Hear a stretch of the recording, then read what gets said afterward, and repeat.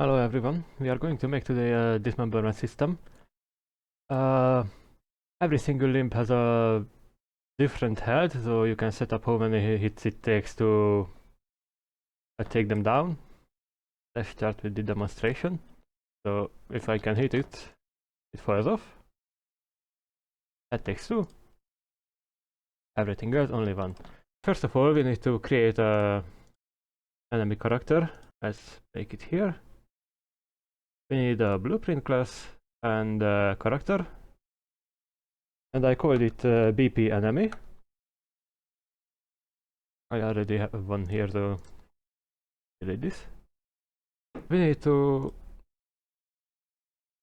set up all the limbs separately here. So if you create this new character actor, you will have only the mesh, character mesh 0. So we need to add new skeletal meshes.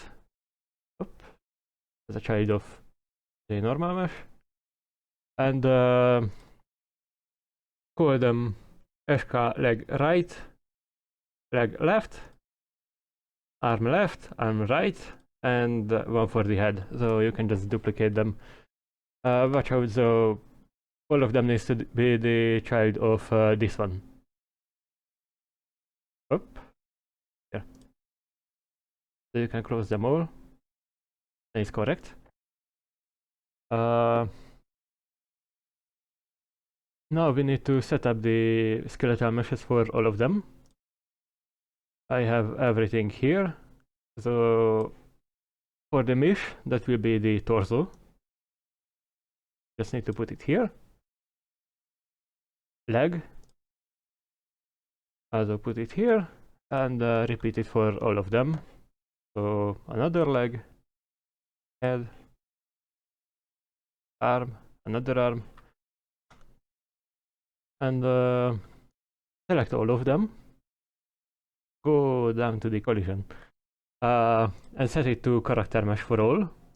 Let's go to my blueprint. Here we can add new variables. We want one variable for the health for all the limbs. So I will call it limb health.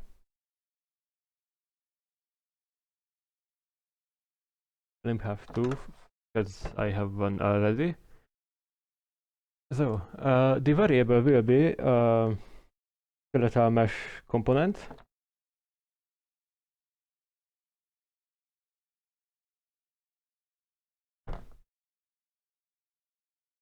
Not normal skeletal mesh component and object reference. And I want this one to be a map. So go to details, click on it and set it to map. And that half should be float. Go to construction script and we are going to set up all the half for all the meshes, because if you go to this variable and try to add anything to it, you can't. Okay. You can find the limbs here, so need to set up here or in the begin play or whatever you want. So get the limbs half, and we are going to add a new one. This first one should be the head, maybe. I have a head here down, so let's use the head. I want the damage to be 10, and I want the head to be dismembered by 2 hits, so I will set it to 20. And just copy this, copy all. And again, as many limbs you have, that's 5 for me. Yeah. And just change all the values, whatever you like. I want all of them to be 10. And let's change all the skeletal meshes we add to them. So this one will be the leg left, leg right. We have a head, arm right and arm left. Okay, this is pretty much the same as here. So you just need to connect this up to the construction script and it will be fine. I will put it back down here. Okay, now we want to go to event graph and we want to create a new point damage event. So event point damage. And create a new variable. It will be damage. And it will be a float. And we don't need a map anymore. So set this to single. And it will be same as mine. And we want to create another one that will be called bone name. And it will be a name. I have all of them prepared here. So we just need to connect them up. Damage goes to the new damage variable. You can get it by dragging Alt and release. This will set them. Drag, Control, release will get them. So damage goes to damage, bone name goes to bone name. And we will need to create a new function that you can do here. Click plus. Call this get damage limb.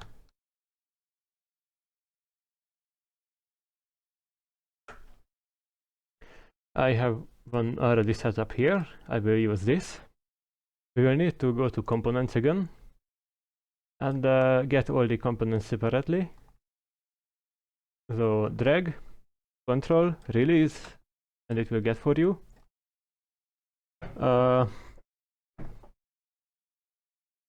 First I did got the leg right, so start with that. Leg right, drag, control, release. And we want to check if this component is valid or not. So is valid and on this one. Also, we want to check if this bone is child of another one. So is child of here, this one. We have made our bone name variable here. Just drag, control, drop, and put it in bone name. We need to get the parent bone name for all of them separately. So in case of leg, it will be thigh. In case of right leg, it will be thigh underscore R. We need to create a branch here. Hold B and click. Connect everything up. And if it's true, we want to create a return node. And we are going to create two outputs for this. One of them is a skeletal mesh component.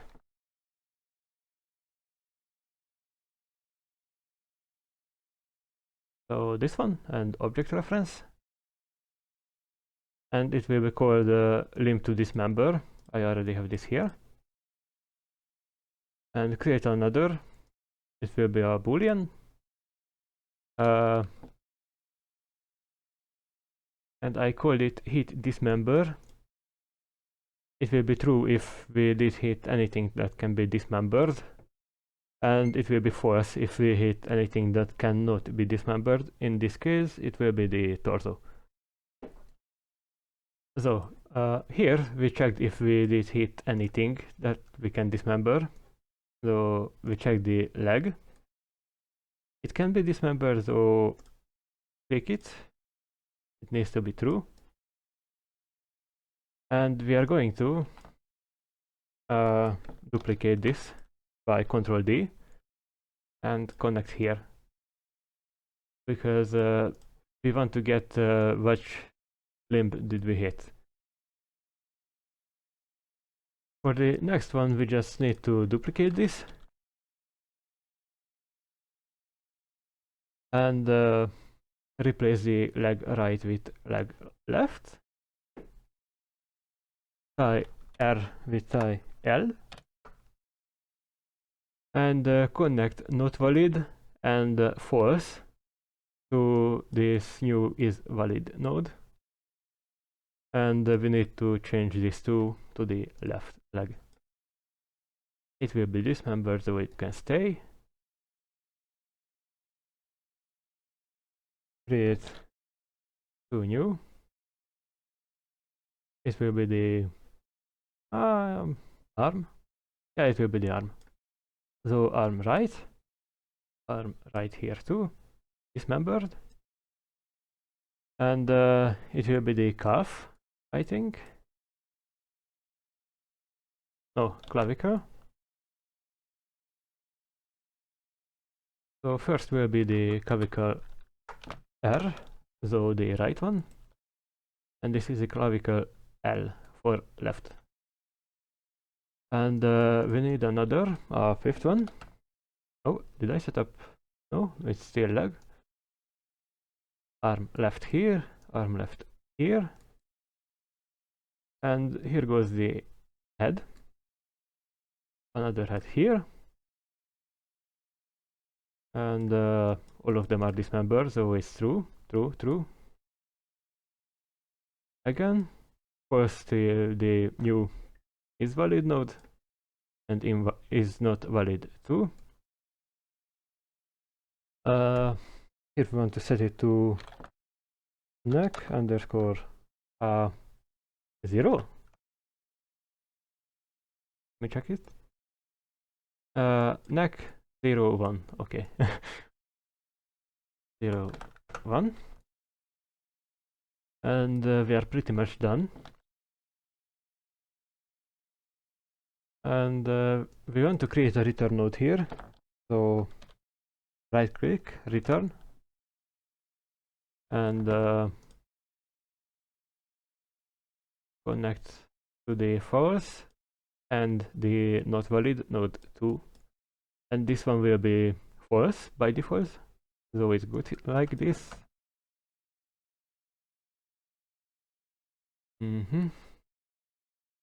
Okay, the only problem with this, if we set it up like this, the legs will not work with the models I'm using. Maybe it will work perfectly fine for you. In my case, if let's get rid of the arms. If I hit the leg up here, nothing will happen. And if I hit it down here, the dismemberment will happen. So we want it to happen here up too.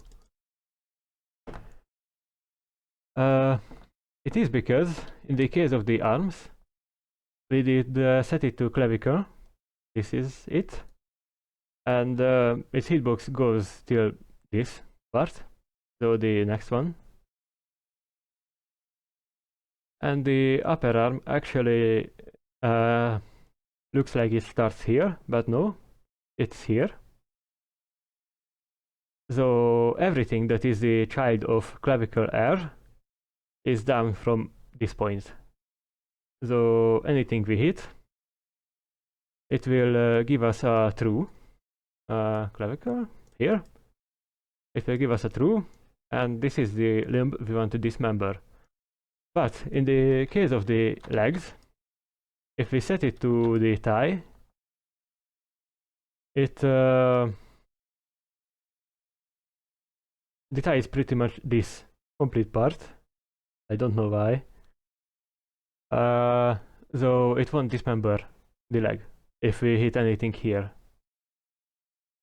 The only problem is that we can't set it of the child of anything because the pelvis is also connected to the part we need to dismember, but also the torso that we don't want to dismember. So we need to go around this and actually check if the bone name for the leg is equal to the thigh R or in this case the tie L. I won't make that. Give me some space. So any of these is true. We want a true to be here. So if this is true, or get an or boolean, this is true, then we want to get a true here. So let me connect this back.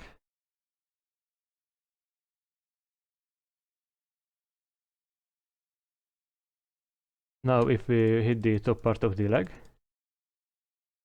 it will also dismember. So our function is done. Now we are going to back to the event graph and place it in the point damage event after setting these two variables. So grab it from here and connect up here. I already have this here. So if we did anything that can be dismembered, we want to check with a branch. So B, click and connect it up.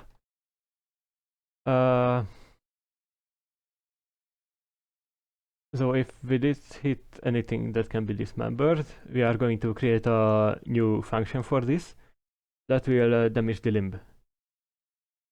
So click the plus next to the functions and call it damage limb. Mine is already here, so I will use this. Click on the input node we have here, and in the details panel you will see the inputs. Click the plus next to it, and this will be the skeletal mesh component that we did hit. So click here, skeletal mesh component object reference, and I called it limb.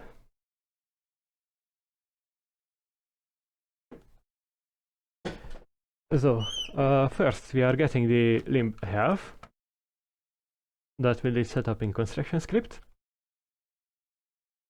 We want to find the limb we did hit. That will come from here. Or also you can just start dragging this node and write limb, and you can get this variable from here. Let's use this first. We want to check if we did found anything. We should always find something, so it's not that necessary, but better be sure. And we also want to check if it has more health than 0, just for extra safety. If it's already at 0 health, we don't want to do anything. We don't want to damage it again. We don't want to spawn a new limb. So these both need to be true. Create an end node. Connect it up like this. And here. This one goes here. Make it a bit nicer. If these both are true, we are going to damage this limb.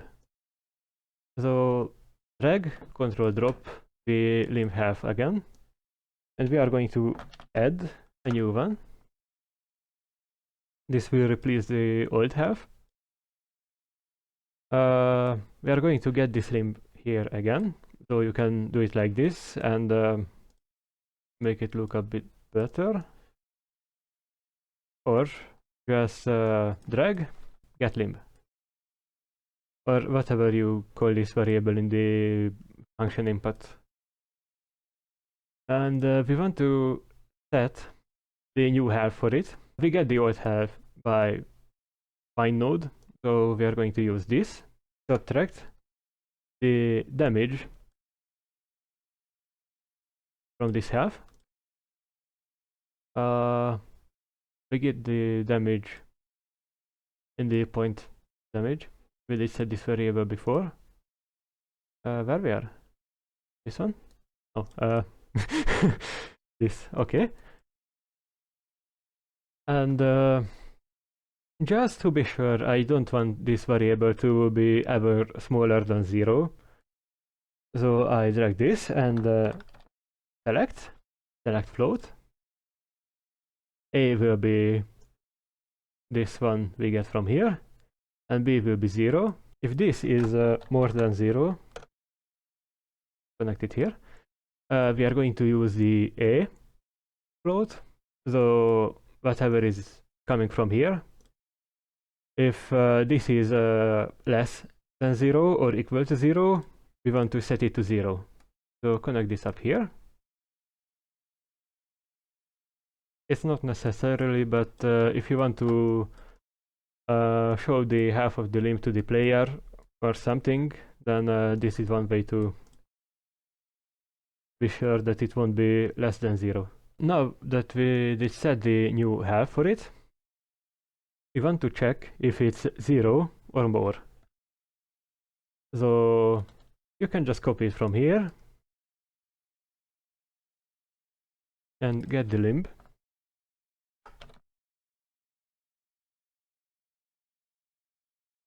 And check if this is less or equal to 0. In that case, we want to dismember it. So create a new branch.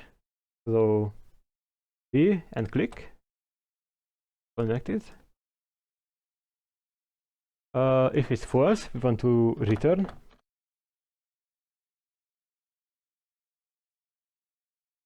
And also in the outputs, create a new variable. It will be a boolean and call it limb destroyed. And it will be false.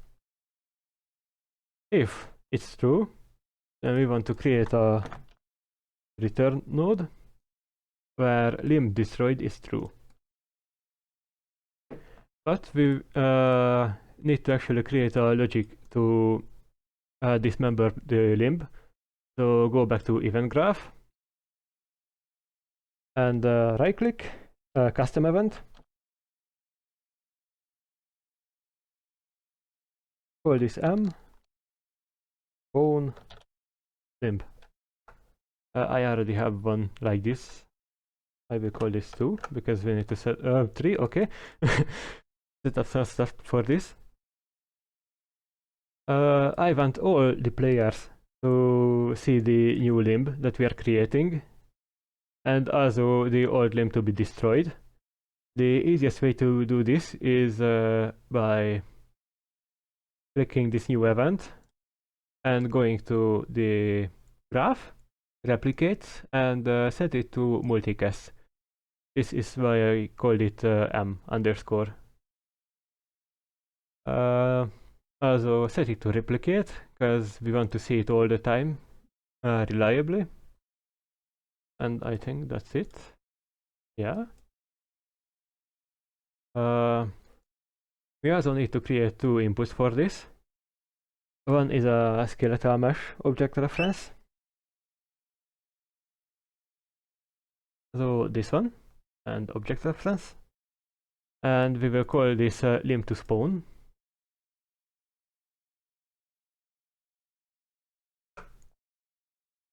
And create a new one. This will be a skeletal mesh component object reference. So skeletal mesh component object reference, and opa. And this will be called mesh to hide or destroy. In this case, it will be destroyed.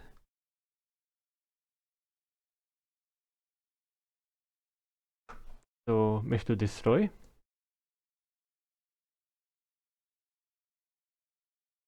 And we need to go back to the damage limb function, and we want to set this new event here. So M underscore, and it will be here. It will be M spawn limb for you. First of all, again, we need to get this limb we get from the beginning here. I just copy this and paste by Ctrl V, Ctrl C. Control C, Control V. And this is the component object reference, as you can see here.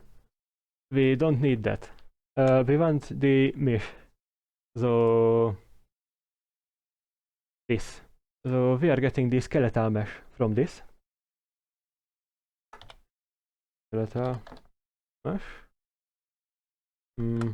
Get skeletal mesh, yeah. And connect this to limb to spawn.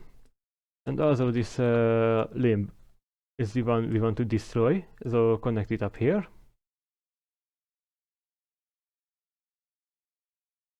And here, as you can see, this is the mesh we are going to destroy. So drag and drop and destroy component. Like this. And we want to spawn a new component that we haven't created yet. So let's do that now.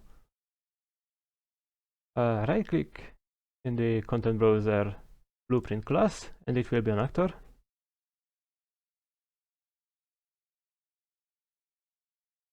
Let's name it BP limb 2 for me.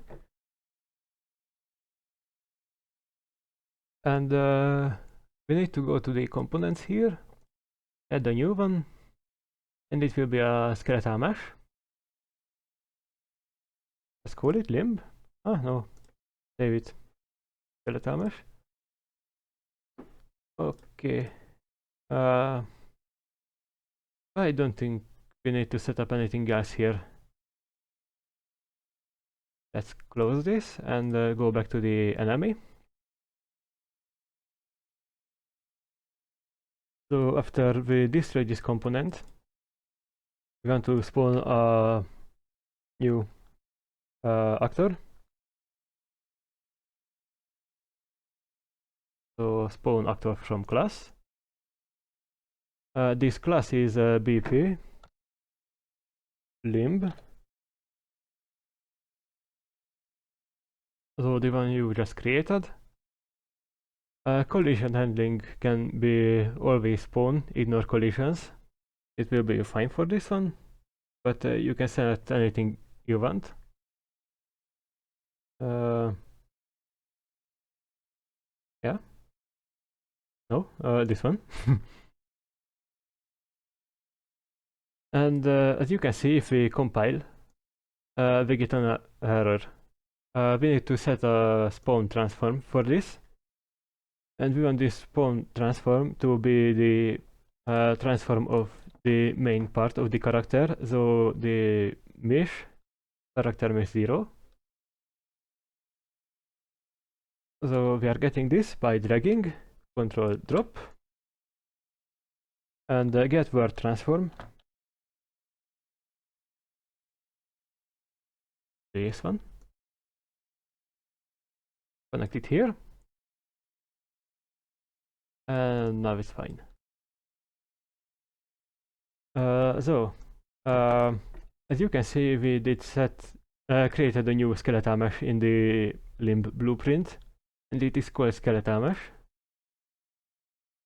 So drag from the newly created blueprint and search for skeletal mesh.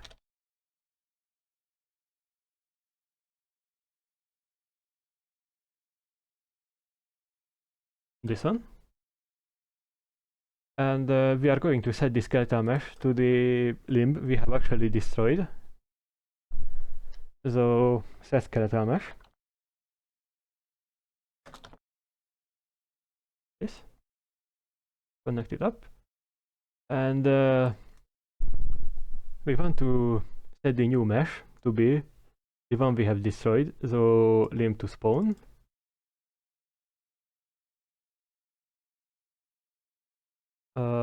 Okay, we want this new limb to collide with everything, so not just fall off the map. So create a new node called set collision enabled.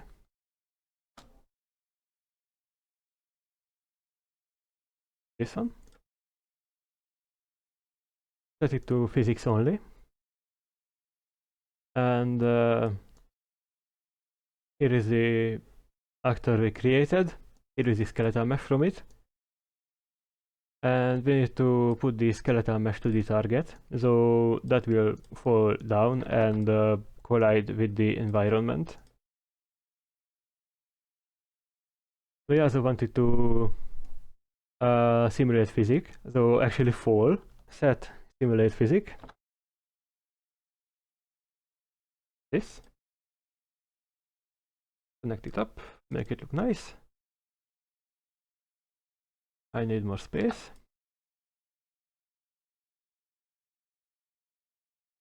And if it just falls down, it doesn't look that nice.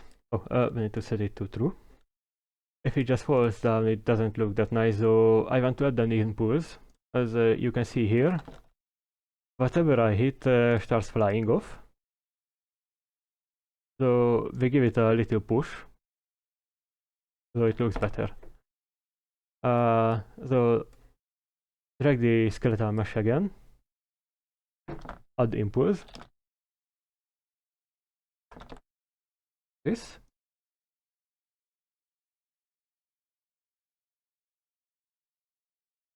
and we want to right click this impulse vector, split, and we want to get pretty much a random float as a force to push it in any direction. I did already set up this. Let's just copy x and y.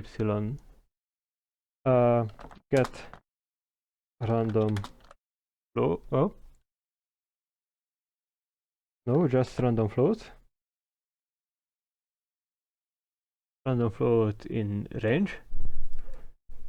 Connect this to both of these, and it will be plus and minus 250.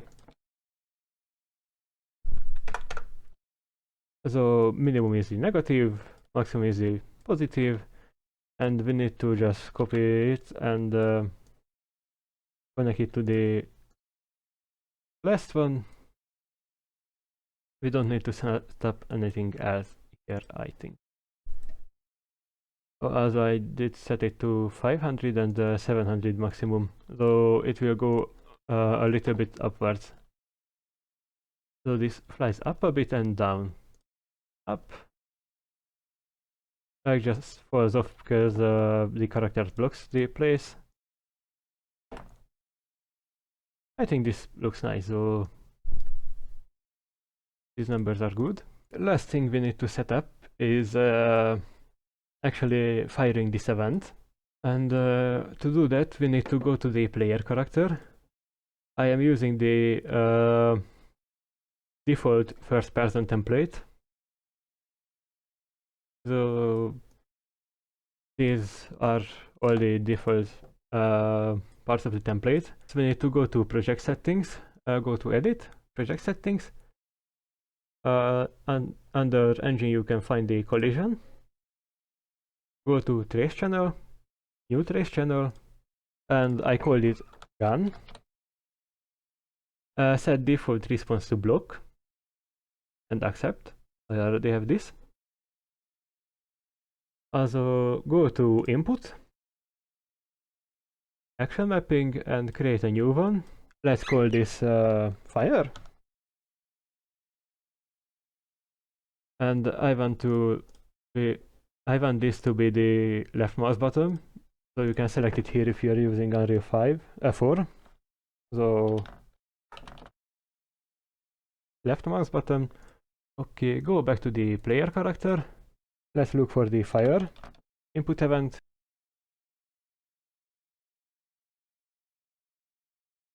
And this event will be fired whenever we click left. Click with the left mouse button. Something interesting in this default first person template is that an event dispatcher is already set up for us. And if player hits the primary action button, that is also left click, yeah, then it will fire this event. And we can call this event by going to event begin play, creating it like this, drag and bind event to,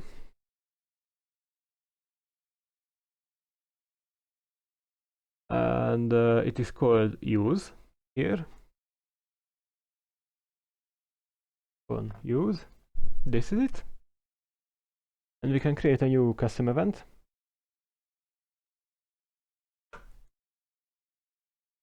When the game starts, it will fire the begin play, and it starts listening for the event dispatcher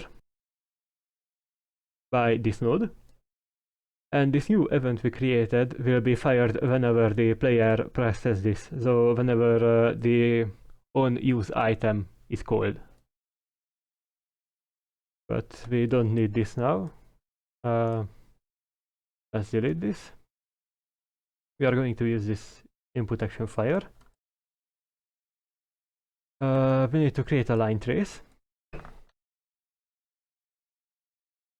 by channel. My capture software just died again, so let's redo this last part. So we have this input event. We need a line trace. Line trace by channel.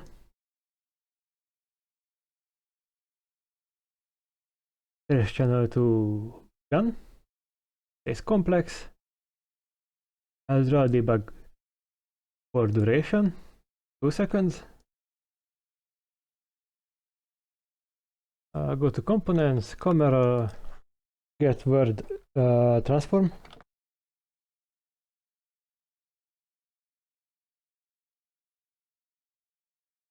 Break it. Location goes here. This is where the camera is. From the rotation we can get the forward vector.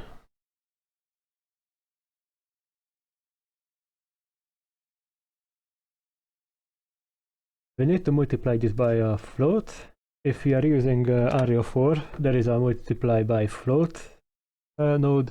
If we are using 5, then use just the multiply, and we can click the spin and convert to float. This is the length of the trace, so set it to something big, I don't care. 1 is 1 centimeter, 100 is 1 meter. Whatever you want. Add this to the default location of the camera, because that's where we start. What we need. If you want to ignore this actor, then make an array here and self. You only need this if the trace is getting stuck with your own character, but not usually happening. Okay, we want to check the hit, if it did hit anything or not. And we want to create a custom event. This will be as hit. Okay. Run a server, reliable, and call this here.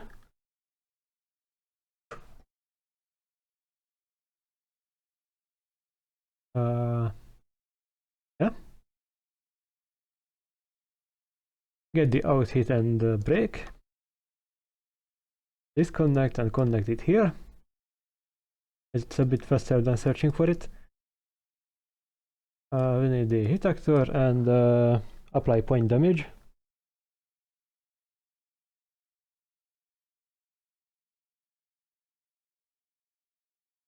Damage will be 10 for me. That's it. Yeah, connect the hit here too. Close this.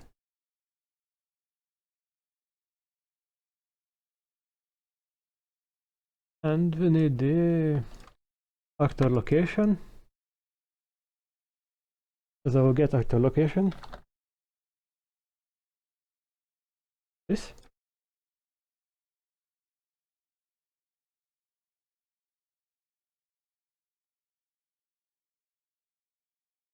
Okay, I think it's done. Let's check it in multiplayer, set it to 2 players and listen server. Oh.